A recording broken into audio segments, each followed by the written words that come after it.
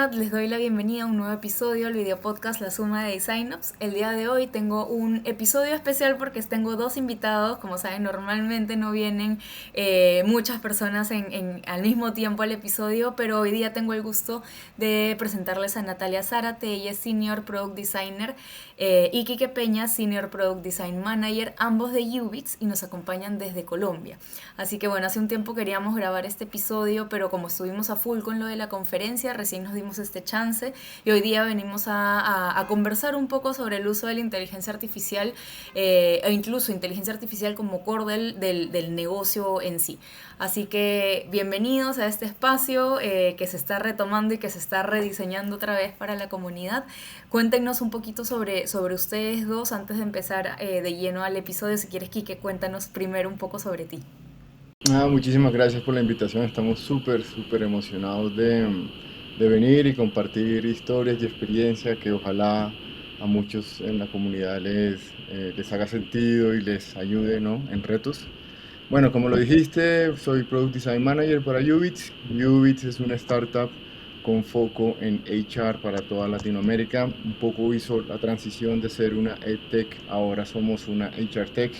Y básicamente nuestro foco ha venido como evolucionando según las necesidades del negocio. Ahorita tenemos unos retos bastante importantes y todo un tema de aprendizaje en toda la adopción, como tú lo mencionabas, de inteligencia artificial como el core de negocio, de dinámicas de trabajo, de desarrollo de producto e incluso de mindset. Entonces, pues nada, aquí súper contento y Nats, por favor, dale. Listo. Bueno, pues nada, yo también hago parte del equipo de diseño. Pues un poquito más para contar un poquito frente al equipo. Somos 5 personas como tal el equipo de diseño, pues lo lideramos Quique puntualmente, pero también nos dividimos y tenemos como UX justamente ha venido evolucionando, tenemos como ciertas líneas de productos o de partes del proceso como tal de recursos humanos para las empresas, entonces cada diseñador tiene una parte del proceso y así es un poco como nos venimos dividiendo ciertos productos a cargo, uno o dos, justamente dependiendo de la necesidad eh, o de la etapa del proceso de reclutamiento y de gestión humana. Súper. Bueno, bienvenidos acá al episodio. Creo que antes como les decía, de ir de lleno, si bien han contado rapidito sobre un poco Ubits, el equipo que tienen, si nos pueden dar un poco más de contexto, inclusive desde hace cuánto el equipo de diseño está presente, incluso también cuáles son, digamos, los focos que están teniendo con el equipo de diseño, e inclusive si nos quieren ya empezar a contar sobre el tema de cómo han ido como incorporando, adoptando todo el tema de inteligencia artificial, como para irnos full al tema, porque sé que tienen como un tema súper interesante que contar. Entonces veamos un poco, digamos, el contexto general del equipo y cómo esto va aterrizándose al tema ya de inteligencia artificial. Ahí, Kike, si quieres nos ayudas con esa parte inicial. Sí, súper bien. Bueno, yo entré a la compañía en el 2022, creo. Y bueno, mi misión cuando llegué a la compañía básicamente era armar un equipo. Estábamos en una transición de un rediseño y básicamente era la misión de armar un equipo de diseño de alto desempeño, precisamente para cubrir todas esas necesidades de producto que teníamos en ese momento y además para, para incrementar la producción de servicios que íbamos a ofrecer a las compañías. Entonces, era necesario como robustecer de perfiles de diseño, como toda esta dinámica de creación de producto. Y en eso, y saltando un poco al tema que mencionas, desde este año, muy a principio, incluso desde el año pasado, empezamos a tocar y empezamos a ver movimientos en toda la industria en general de tecnología, que como tú muy bien lo sabes y todos sabrán, digamos, tenemos una nueva revolución en tecnología que es la inteligencia artificial. Eso es innegable, eso es una realidad, eso es algo que sucedió y eso es algo que tenemos que vivir con ello para bien o para mal el día a día. Y a partir de ahí comenzamos, ya Nat se incorpora al equipo, se incorpora este año, si no estoy mal, empezar a tener conversaciones de un poco distantes, un poco que se separaban de la forma tradicional como nosotros hacíamos producto o como se hace producto desde la óptica de diseño. Un poco el tema que ya ahorita a Nats y a mí y al resto de chicos ya nos suena como obsoleto y es hay una decisión de negocio, luego se pasa a diseño, hay todo un proceso de entendimiento, wireframe, flujo, prototipo, validación con usuario, falla, me tengo que devolver y así sucesivamente se sentía lo correcto, pero ya es muy lento. Entonces a partir de ahí comenzamos a tener conversaciones y comenzó a haber una visión de la compañía en donde, a ver, hay una conversación global, nosotros tenemos que ser parte de la conversación global. Eso implica que sí o sí tenemos que incorporar inteligencia artificial en nuestras metodologías. Digamos que así empezó la conversación y un poco analizando desde mi perfil, yo tiendo a ser un poco más crítico con esos movimientos en donde todo el mundo automáticamente salta y comienza a decir ahora hay que hacer, hay que hacer, hay que hacer. Yo tiendo a ser un poco más crítico en decir un momento, porque lo haga todo el mundo no quiere decir que nosotros lo hagamos y no funcione igual, ¿vale? Entonces comienzan a ver todos estos embajadores o gente hablando y comienza a salir expertos de la nada diciendo adopción de IA y yo soy un poco más cauteloso. Sin embargo, yo no era como detractor, sino me gusta es entender cómo eso funciona con nuestras necesidades. Y eso implicaba las necesidades de mi equipo y las necesidades de la compañía. Entonces ahí comenzó a darse una cantidad de fenómenos bien bonitos, que es lo que vamos a compartir, en cómo nosotros sí adoptamos inteligencia artificial, pero desde una óptica muy propia, que nos ha servido, que nos ha ayudado a avanzar y a movernos muy rápido, y sobre todo algo muy chévere, y es que creo que como todos, teníamos miedo porque había esta histeria de la inteligencia artificial va a eliminar todos los roles, incluso el diseñador. Nosotros también pasamos por ahí, pero ahora somos dueños de las ideas y somos los que controlamos la inteligencia artificial. Entonces como que dimos un giro bien bonito, entre otras cosas, de los productos que sacó Nats, que también lo viene a contar, nació con ese mindset y ha sido de los mejores experimentos que hemos hecho. De acuerdo, y qué importante es también el que, bueno, en este caso los diseñadores se den cuenta que no es que viene a reemplazarte, sino es que también viene a potenciar tu trabajo y a mí me parece súper importante el que, en este caso, los diseñadores entiendan cómo usar esas nuevas herramientas a su favor para incorporarlo y ser mucho más eficientes en nuestro trabajo, ¿no? Entonces, súper bueno que traigan incluso a contar un caso ya en específico, porque eso creo que va a ayudar a tangibilizar de qué manera se puede hacer uso bueno, todo lo que es inteligencia artificial. Ahí, Nati, si quieres, como cuéntanos un poco más sobre ese camino que han ido siguiendo y cómo incluso esto les llevó a replantear la forma que estaban diseñando, digamos, productos ustedes y el caso particularmente que vienen a compartir, ¿no? Creo que esto también se puede ver desde muchas ópticas justamente porque, como lo dice Kike, yo me uní a la compañía este año. Entonces, claro, yo llegué cuando todo ese mindset como que ya estaba, entonces también fue uno de los retos y creo que lo vimos por parte de todo el equipo, el tema de desarrollar nuevas habilidades, ¿no? Como de verdad sentarnos a entender de que el mundo de la inteligencia artificial necesitamos aprender, si era código, si era experimentar muchas herramientas que ya existían. Entonces creo que fue esa etapa como de descubrimiento que también nos obligó a nosotros como diseñadores y como equipo a revisar cautelosamente qué era lo que de verdad necesitábamos y qué habilidades en especial teníamos que empezar pues a desarrollar. Porque muchas veces los diseñadores, ¿sabes? Como que nos quedamos mucho en Figma, es lo que conocemos, prototipamos siempre de la misma manera, pero ya sentarnos de pronto a tener conversaciones puntualmente de código, de lo que hay detrás, no es un core de todos los diseñadores. En nuestro caso nos tocó sentarnos. Obviamente UX nos empezó a capacitar en todo este tema, pero habían tecnicismos muy propios del mundo del desarrollo que para nosotros eran muy ajenos y nos tocó literalmente empezar desde cero. Entonces creo que también eso hace parte del proceso y es dar a entender que es algo que todos tenemos que empezar a hacer. No nos tenemos que volver especialistas en código, pero sí vamos a tener que empezar a entender mucho más ese lenguaje porque fue el que nosotros también empezamos a utilizar. Entonces, dentro de todas las herramientas que habían y demás, empezamos a utilizar mucho Cursor. Entonces, claro, Cursor sí es amigable, pero al mismo tiempo toda la sección de código, de empezarlo a conectar, pues era algo que se sentía todavía muy ajeno. Entonces creo que esa pues hasta el momento sigue siendo como nuestra herramienta base con la que hemos podido como potencializar justamente todo y también cómo nace de alguna manera el producto que se llama Planes y Tareas y Planes, que es un Task Manager. Pero entonces claro, como UX siempre había estado muy en el tema de recursos humanos, de todo el rol o de acompañar y dar herramientas para la parte administrativa de talento humano de cada empresa. Entonces, como que nos dimos cuenta que había un nuevo sector y una nueva oportunidad de abarcar, que era todo el sector operativo, todo el sector táctico, en el que usan los productos, pero de una manera totalmente diferente. Entonces, ahí, como le dice Quique, vimos que planes y tareas podía llegar a ser justamente, podía empezar a abarcar ese sector. Nace como un task manager muy para el sector operativo, pero siempre quisimos que la base fuera inteligencia artificial, no solamente como un plus del task, sino como nosotros como equipo, que todo empezáramos como a potencializarlo desde ahí.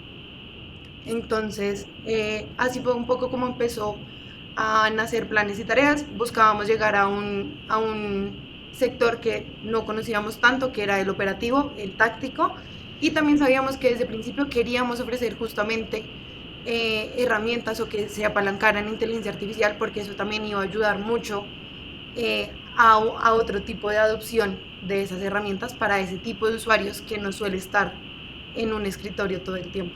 Y hablando tal vez ya de justamente este proyecto que tú mencionas ahora, que se llama Planes y Tareas, este proyecto, por lo que me contaban, ha resuelto como una brecha entre diagnóstico y acción en recursos humanos, pero digamos ya hablando del trasfondo o el contexto del proyecto, ¿cómo identificaron que este era el problema, que había este problema para resolver?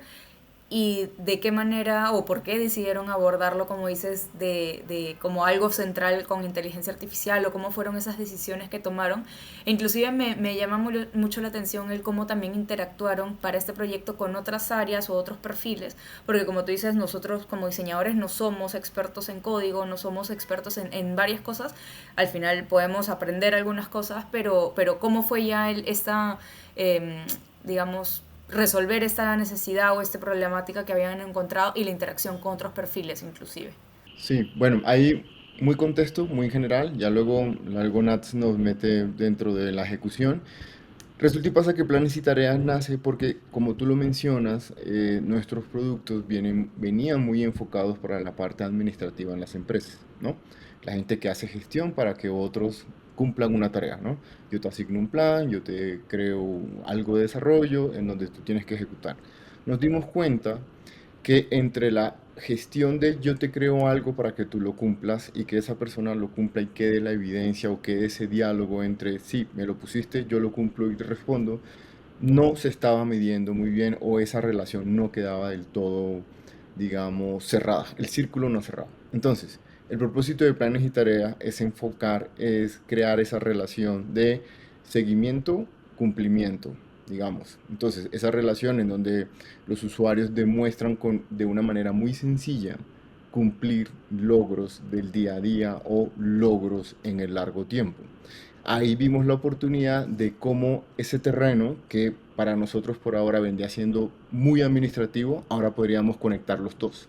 Muy administrativo, pero también llega a la parte operativa en donde ellos reciben desde su óptica la misión de cumplir desafíos que los lleva por diferentes índoles dentro de diferentes productos de Ubit. Crecimiento personal, gestión de tiempo, gestión de tareas, gestión de logros, de todo tipo de índole. Entonces, ese producto tiene tanto potencial que conglomera todo el ecosistema de productos y todo se expresa a nivel de una tarea. Entonces, al hacer ese puente, ahí fue donde vimos la oportunidad y el gap que nos hacía falta. Ahora, no sé si Nats nos comentas cómo fue la dinámica en la construcción, que fue súper bonita. De una. Entonces, pues justamente cuando empezamos a hacer todo el típico bench de qué task manager hay y demás, nos dimos cuenta que son muy enfocados justamente a proyectos muy largos, a llevar como un timeline de 3 meses, de un Q, de un semestre. Pero como nos dimos cuenta también a lo operativo, pues es muy del día a día. Hoy tengo que distribuir, hoy tengo que llegar a hacer X recorrido, no sé, para una bodega, estas son todas las tareas, una apertura. Entonces como que nos dimos cuenta que muchas veces o los tasks solamente estaban enfocados a proyectos o a tiempos muy largos, mientras que acá lo que queríamos era justamente sentirlo más cercano y que la persona hoy supiera que es todo lo que tengo que hacer. Entonces, pero que es todo lo que tengo que hacer, incluido mis tareas asignadas por mi líder, pero también las que me asignan recursos humanos. Tengo que hacer mi PDI, tengo que hacer mis evaluaciones 360, tengo que hacer mi desarrollo también profesional, entonces también se sumaron este mundo de tareas que casi no se mapean o suelen mapearse en un Excel cuando te sientas con tu líder y lo haces como un ruta uno a uno, pero no había una trazabilidad. Entonces ahí fue cuando nos dimos cuenta que podíamos llegar a ese punto. Entonces eso es un poco como el valor diferencial que hoy tiene Planes y Tareas, y como tal en el proyecto también nos dimos cuenta que era la oportunidad también de probar con usuarios mucho más rápido, y creo que la premisa de Planes y Tareas era que íbamos un poco contratiempo. Queríamos poder llegar al sector mucho más rápido porque teníamos que conocerlo en muchas otras aristas que no, pues que hoy Ubit no tenía en cuenta. Entonces ahí fue que nació esa premisa de cómo empezamos a probar más rápido. Creo que esa fue la pregunta más rápida o la pregunta más importante, y fue cómo validamos en muy poco tiempo, porque ese creo que viene siendo el dolor de todos los diseñadores. No tenemos tiempo para probar, o el reclutamiento es muy lento. Entonces el éxito, como empezó a surgir, como lo dice Kiki de una manera muy bonita, fue cómo probamos y cómo llegamos a ellos más rápido, cómo testeamos esas ideas. Y ahí fue cuando empezamos a hablar de Cursor, de venga, que podemos montar, esta herramienta nos puede servir, no es tan difícil si es hablar de código, pero en el equipo ya también habían desarrolladores que, parte como paréntesis, fue muy bonito el sentarse a hablar con ellos y ellos también enseñarnos, es que se están complicando, se puede hacer así, así, así. Entonces fue una tarea muy literalmente de equipo, de ellos explicarnos lo básico que teníamos que saber de código y nosotras cómo traducíamos eso en ideas, junto como a la PM. Ahí sumo una cosita y es que particularmente Planes y Tareas nació nuevo, valga la redundancia, pero por varios aspectos. Viene con un nuevo sistema de diseño que internamente, como dijimos, no necesitamos hacer un refresh del sistema de diseño. Este producto nació con eso y entre otras cosas también nació con una metodología nueva que es parte también de lo que queríamos contar, y se volvió efectivo porque nos dimos cuenta orgánicamente que nuestra forma de trabajar al incluir inteligencia artificial cambió. Entonces, lo que yo te mencionaba al principio de hay una visión de negocio, luego se baja al diseñador y el diseñador lleva un proceso de diseño, luego lo valida, hay una discusión, hay una validación y si los resultados no son, me devuelvo y mientras tanto el ingeniero está esperando como para poder probar algo. Eso se derrumbó con Planes y Tareas y ahí fue donde bautizamos, o por lo menos mi misión ante la compañía era como decir, venga, un momento que estamos trabajando de una forma diferente y aquí vale la pena que seamos dueños de esto. Y ahí fue que empezamos a hablar de un tema de dinámica de aceleración, en donde ya ahora, y Nat fue fundamental porque lo hizo, ya esa parte que se sentía más sencillo de un actor hace esto para que luego el actor haga el siguiente paso y el tercer actor haga el siguiente paso se derrumba, porque al incluir inteligencia artificial, lo que pasa es que los tres perfiles convergían. ¿Vale? Entonces, tanto PM, diseñador e ingeniero estaban creando simultáneamente. Y eso fue algo que nosotros enmarcamos dentro de un proceso que llama la etapa de aceleración de producto, en donde ya no tendríamos que esperar a que alguien hiciera su parte, sino los tres a la vez estaban directamente co-creando, realmente co-creando sobre una plataforma. Entonces fue bonito de ver cómo la PM diseñaba, entre comillas, cómo el diseñador codeaba, entre comillas, y cómo el ingeniero de alguna manera diseñaba. En realidad los tres estaban diseñando el producto, solo que desde aristas muy distintas, pero a la vez. Entonces fíjense cómo Planes y Tareas nació muy rápido. De hecho estábamos en una hackathon, o creo que incluso antes, pero nació muy rápido porque entendimos, y ahí fue como lo que yo te decía, le dimos la vuelta al miedo de adoptar inteligencia artificial y ahora nosotros lo usamos como un acelerador para sacar valor mucho más rápido, ¿vale? Entonces, cuando Nats dice no teníamos tiempo y teníamos que validar con usuario, no, ellos no esperaron todo un ciclo, sino la primera idea, salieron, la validaron y tenían insights. Y el producto iban haciendo en vivo, entonces como casi que lo moldearan lo moldeaban en vivo. No sé si Nats ahí le complementas algo. Sí, ahí justamente fue eso, creo que ahí sí es donde cobra de verdad sentido la palabra co-crear, porque los tres nos sentamos, y también algo que lo hemos venido hablando también orgánicamente es que en Ubit se han venido desdibujando un poco como el apellido o el rol. Acá ya tenemos todos y todos hemos tenido que aprender de absolutamente todo, porque seguramente el ingeniero tenía que saber de negocio cómo iba a funcionar para poder decir, venga, sí, es que esta es la mejor manera para optimizarlo, para sacarlo adelante. Desde nosotras también todos los roles, entonces creo que se quitaron como esas, sí, como esas fricciones entre los roles y acá todos dijimos, todos en estos momentos tenemos la capacidad de hacerlo todo. Y esa fue la etapa como más brillante de aceleración porque no solamente se aceleró el diseño del proceso, sino que se evolucionaron los roles. Inconscientemente los tres roles evolucionaron simultáneamente y funcionaron para crear el producto, cosa que nunca lo vimos cuando se empezó a hablar de inteligencia artificial. Nunca vimos que podíamos llegar. Y ahí complemento con una cosita, y es, tú decías los desafíos, ya llevando este tema particularmente al equipo de diseño. Digamos, sí o sí hay un impacto, sobre todo en nosotros que somos perfiles un tanto más visuales, pero cuando yo me sentaba a hablar con el CEO de la compañía, yo le decía, adoptar inteligencia artificial no es tan sencillo, porque va a generar impactos en tres, en mi opinión, desde mi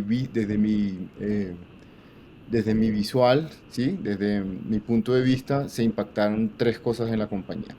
La primera era la forma como trabajábamos, ya la dinámica de producto no es igual. La otra era el tema del conocimiento técnico y particularmente a nosotros los diseñadores nos tocó sentarnos a descubrir un mundo que para nosotros es un poco más cerrado, que es el tema de entender el código. No necesitamos ser expertos, no necesitamos ser ingenieros front-end, pero sí necesitamos entender y hablar, sobre todo si vamos a jugar en ese terreno, ¿no? Y el otro aspecto que sí o sí inevitablemente se afectaba por toda esta dinámica era el tema de conocimiento técnico, dinámicas de trabajo y experiencias de inteligencia artificial. ¿Por qué? Porque al nosotros abrir la puerta de ahora todo lo vamos a construir con inteligencia artificial, nos pusimos en la tarea de no construyamos todo sin un orden porque vamos a tener un caos de experiencia. Entonces, en un producto lo que se hacía de una manera, en otro producto se hacía de otra manera y así, así. Y lo que estábamos era enviando mensajes contradictorios al usuario. Entonces, fíjate que ese frente también vale la pena analizarlo porque no es construir por construir, aunque la promesa de la inteligencia artificial es ser veloces, pero eso no quiere decir que uno no sea estratégico y organizado. Entonces, fíjate cómo también esos tres frentes como que nos ha dado un entendimiento mayor en cuanto a lo que significa realmente adoptar inteligencia artificial. Entonces, dinámicas de trabajo cambian y los roles cambian, las experiencias se tienen que controlar y ser coherentes con el producto y necesidad de usuario y definitivamente tenemos que aumentar los skills técnicos, ¿vale? Y creo que esto que mencionas como estos tres frentes es importante no perderlos de vista desde una mirada muy estratégica porque si no empiezas a meter cualquier inteligencia artificial que han visto en el mercado simplemente por decir estamos utilizándola y al final empiezas a dañar inclusive la experiencia final del cliente que va a utilizar tu producto, tu servicio. Entonces hay que tener mucho cuidado por ese lado y también creo que es importante el cómo incorporas para no generar, como decían, como esas fricciones o resistencia de los perfiles que lo van a utilizar. Y con esto, o sea, quiero dar pie también a preguntarles si es que ustedes encontraron en algún perfil de estos que han empezado, digamos, a interactuar y a co-crear más, alguna resistencia de su lado, de por qué tengo que o sea, implementar o incorporar inteligencia artificial a mi proceso, o incluso esas como cuestiones de no, pero el desarrollador tiene que hacer lo que el desarrollador y el diseñador lo que el diseñador, o sea, cómo fue también ya esa co-creación gracias a la inteligencia artificial, pero al final somos humanos, tenemos miedo a los cambios y a dónde llega mi trabajo y dónde empieza el del otro. Entonces, ¿cómo fue ya también esa parte más de tal vez de resistencia humana? Es una súper buena pregunta y digamos que eso, digamos, de pronto me tocó más a mí en conversaciones hacia arriba de cuando estábamos mostrando cómo, venga, cómo nos vemos, si hay dudas, por decirlo, si hay dudas de, no me queda claro, entonces, ¿cómo así que un diseñador ahora tira código? ¿O cómo así que ahora un PM puede hacer esto? ¿O cómo así? Entonces, lo que tú dices, lo nuevo y lo inexplorado genera dudas y eso también genera rechazo. Ahora, y es normal que suceda cuando todos no sabemos y estamos tratando de entender. Parte de la solución que hemos encontrado hasta ahora es que este proceso de aceleración, como sucede el proceso de aceleración es que todos nos unimos y convergemos en decir todos podemos crear, desde diferentes puntos, pero todos podemos crear. Pero resulta y pasa que nos dimos cuenta que después de crear, ¿cierto? Resulta y pasa que sí es necesario el expertise individual en una etapa posterior. Por eso lo llamamos la divergencia. Es decir, después de co-crear, el diseñador es el que tiene la voz sobre el diseño, ¿vale? ¿Por qué? Porque ya en una instancia de, digamos, de entregar o de hacer un handoff o de finiquitar una experiencia, ya el PM y el ingeniero no llegan hasta allá. Así como el diseñador no puede llegar a una conversación específica de frontend.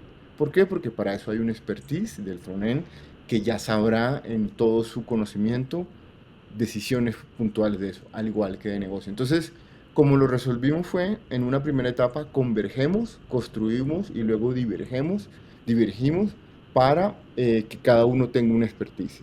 Y lo que aseguramos es que la entrega de cada uno de los roles se mantenga con altos estándares de calidad.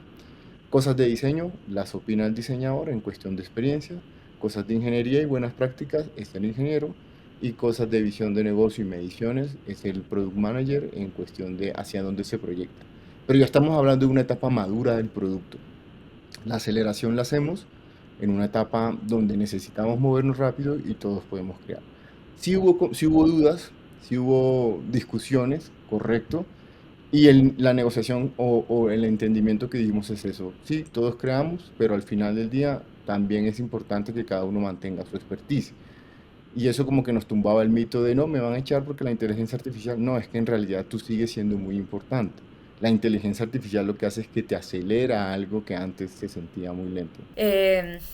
Súper, Kike, o sea, sí, está muy bueno y creo que también ahí vuelvo a hacer yo la reflexión de qué importante es saber que, o sea, de incorporar estas nuevas tecnologías a tu proceso de trabajo, porque si no, ahí sí creo que el diseñador debería temer, o bueno, el diseñador o cualquier perfil, de, ok, yo, o sea, mi trabajo aquí queda obsoleto porque al final estás compitiendo en realidad, tu diseñador, estás compitiendo con un diseñador que sabe utilizar inteligencia artificial y estas otras tecnologías. Entonces, me parece súper bueno lo que mencionas de que al final cada especialidad o cada práctica tiene su lugar en algún momento como más específico durante todo el proceso.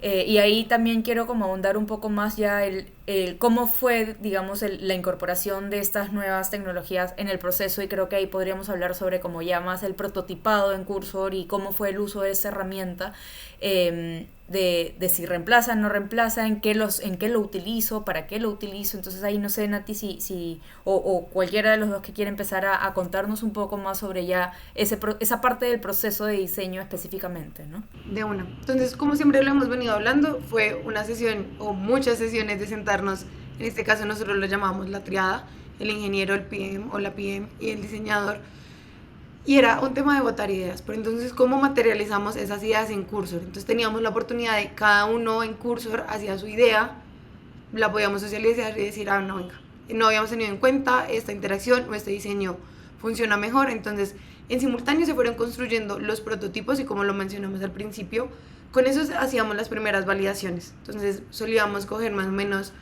8 o 9 entrevistas con el HTML que nos funcionaba, y eso también nos ayudó mucho a que las validaciones se sintieran más cercanas porque eran prototipos 100% funcionales.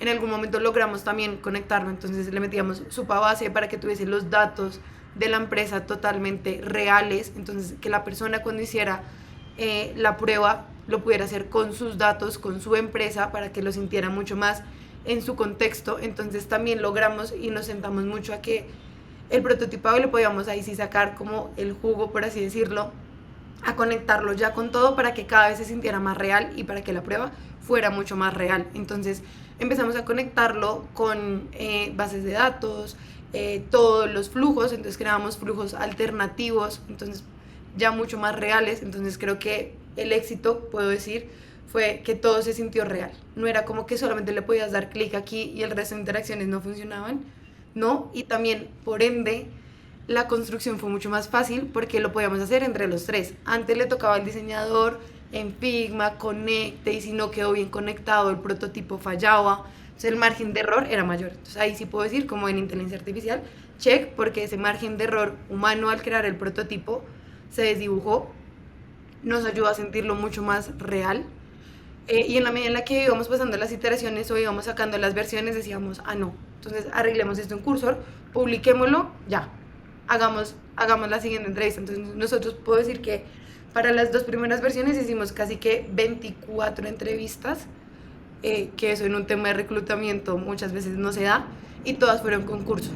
Y cada una pudimos semana tras semana, nos sentábamos, revisábamos los insights, bueno, ¿qué tenemos que ajustar? Si se nos desconectaba algo, bueno, venga, lo ajustamos. Entonces, parte fue clave hacer todo el tema del prototipado, y ya para un poco lo que decía aquí, que también al final para respetar justamente la expertise de cada uno, después de hacer las validaciones, la PM aterrizaba lo de negocio que teníamos que hacer, y en mi caso yo ya aterrizaba los insumos de las entrevistas y actualizaba el Figma para que el Figma fuera el insumo final. El insumo final nunca fue el Cursor o el HTML, siempre fue Figma con la versión final, con el sistema de diseño final.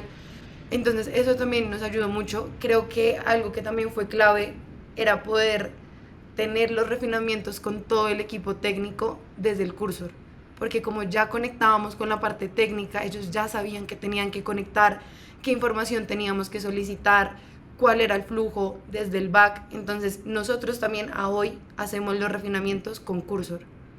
Entonces hacemos todo, mostramos la experiencia, refinamos, y ya el insumo, lo que te digo, es Figma. No, entonces aquí el copy final es la interacción final se debe ver así. Pero eso también nos ayudó a que justamente tuviésemos conversaciones mucho más fluidas con los desarrolladores y el refinamiento fuera mucho más efectivo. Ahí sumo una cosita y es que tal vez nos has escuchado a Nancy y a mí hablando de, no, lo hicimos en el curso.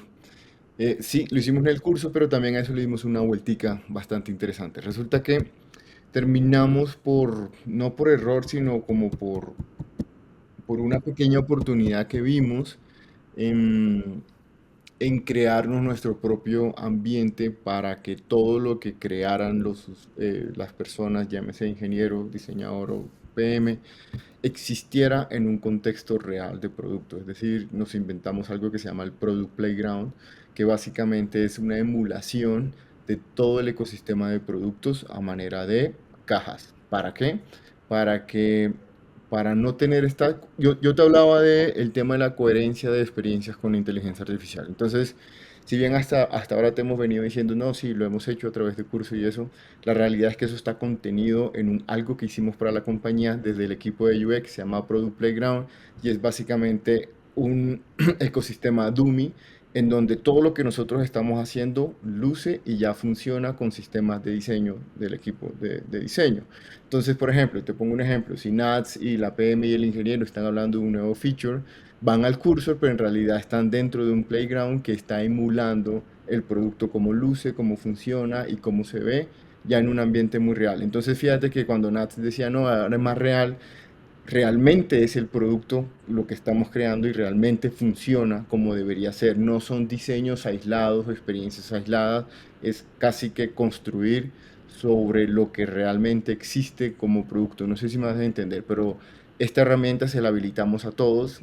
Tenemos una persona que quiero creer que ahora lo podemos transicionar a algo que yo le digo diseño de infraestructura, pero básicamente él está pensando es en un andamiaje para que todos vengan aquí y hagan sus ideas. Y lo que sea que sale tiene el look, comportamiento y eso de los productos en producción. Entonces como que también eso ha sido como un gran logro de nosotros al apropiarnos de la IA para que nos juegue a favor y no estar como sometidos en un caos tanto visual como funcional, ¿vale?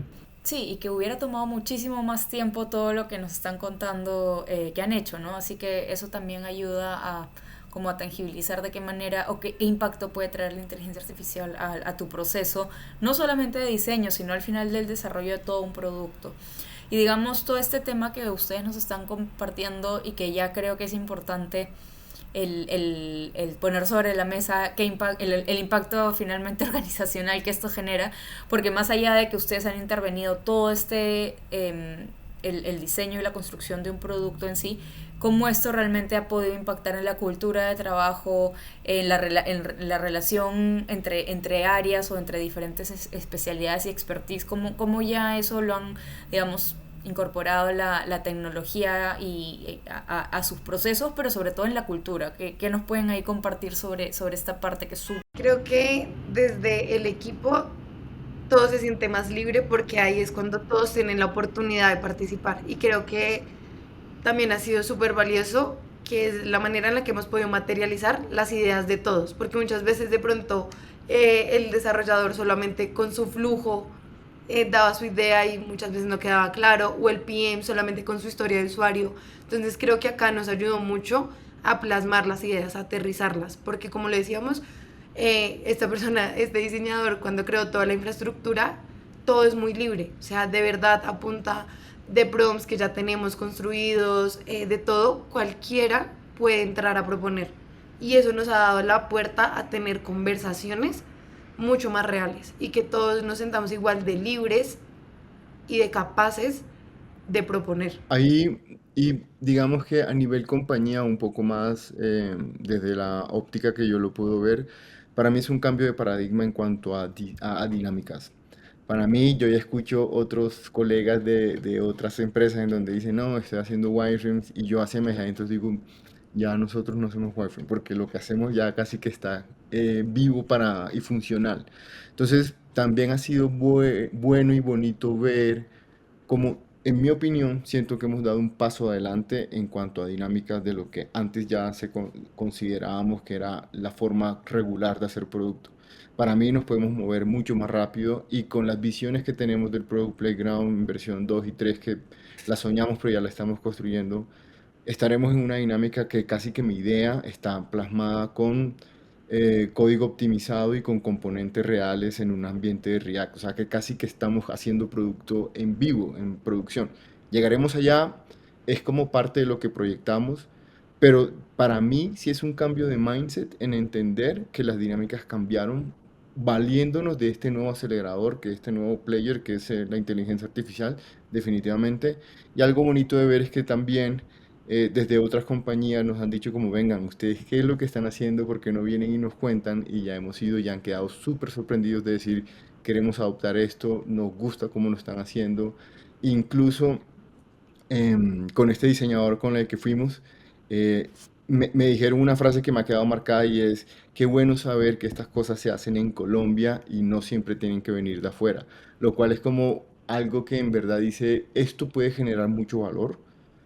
Estamos aprendiendo igualmente, no está asegurado el éxito completo, pero por lo menos estamos viendo y entendiéndolo para nuestras necesidades, cómo sacarle provecho a eso. Y eso ha sido súper chévere ver. Entonces, a nivel de compañía es como que, gracias a Dios, sí ha venido como una aceptación de todo este nuevo mensaje que nosotros traemos de adoptémoslo, pero hagámoslo que cumpla para nosotros, no porque todos lo estén haciendo necesariamente es así. Y le hemos encontrado la vuelta para que juegue a nuestro favor y sacar más beneficio de eso, ¿vale? Sí, no, y qué bonito como tú dices que esto se está empezando, o bueno, lo están construyendo desde Latinoamérica y no es algo que, bueno, está encapsulado y lo están replicando porque pueden ser inclusive realidades muy distintas a lo que ustedes, con la naturaleza que tienen su negocio, la cantidad de diseñadores que tienen, la cantidad de personas en la empresa inclusive. Está súper bueno y de hecho me encantaría como seguir escuchando más, incluso más visual de lo que han construido. Estoy seguro que los voy a seguir viendo por acá y espero de verdad que sigan compartiendo y que eso no se quede solamente como en este caso inclusive, sino que lo sigan replicando en otros casos dentro de la organización y que otras empresas incluso escuchen sobre lo que están haciendo. De todas maneras, antes de terminar el episodio, quiero igual invitarlos como a hacer esta reflexión final que es en base a lo que hemos conversado la experiencia de utilizar la IA de no solamente algo como accesorio, sino como core, como hablábamos desde el inicio del episodio, y ya pensando en el perfil desde los design ops, es que skill, conocimiento o actitud recomiendas que deban tener perfiles como el nuestro, que vemos todo como el soporte y el apoyo al equipo de diseño, que tenemos que desarrollar para poder liderar este tipo de transformaciones que están presentes en sus organizaciones, porque estoy segura que muchas organizaciones están en una situación similar. Entonces, ¿qué podemos hacer nosotros como para gatillar y seguir habilitando a los diseñadores a tener estos espacios y esos tipos de conversación? Ok, un poco desde mi óptica, definitivamente sí, para hablar el lenguaje de inteligencia artificial tenemos que trascender un poco el tema solamente visual. A mí, digamos que lo visual es necesario, es clave, es todo, pero se necesitan nuevos skills en esta nueva conversación, definitivamente. Y dentro de esos skills, un poco para aliviar lo que se pueda entender de no, ahora necesito solo hacer código, no. Tú necesitas hacer muy buen diseño y necesitas sumarle ciertos perks que te amplíen el rango de influencia de diseño. Como por ejemplo, entender todo el tema del vibe coding y entender ciertos comportamientos funcionales. Ciertos. No necesitas ser un experto, pero sí necesitas poder tener la conversación. Ahora, algo que me parece clave, que también desde mi óptica como manager de diseño, creo que puede ser muy relevante en el tema de cómo uno sacar más valor de la IA y no dejarse reemplazar, es el pensamiento sistémico. Es decir, cuando tú eres capaz de ver todo un ecosistema o las cosas desde arriba, las partes, y no te concentras solo en una cosa que eventualmente puede ser reemplazable, tú tienes más poder de decisión y más poder de estrategia.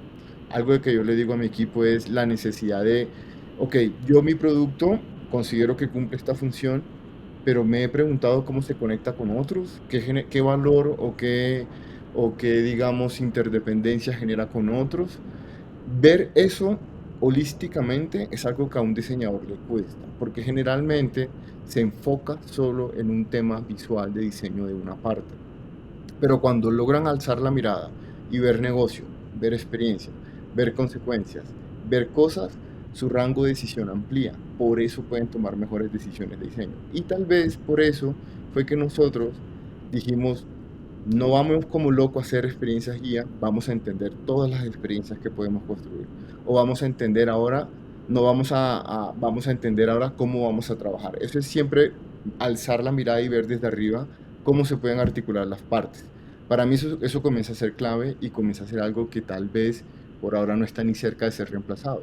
Lo que va a ser reemplazado es algo netamente manual, automático, numérico y muy rápido, que eso sí puede ser algo que podemos como delegar, pero la estrategia visual, la estrategia desde arriba, para mí es algo que hay que desarrollar porque ahí es donde te vuelves necesario, ¿vale? Es como un poco la reflexión que me queda de todas estas consecuencias que trae incluir este nuevo desarrollo tecnológico.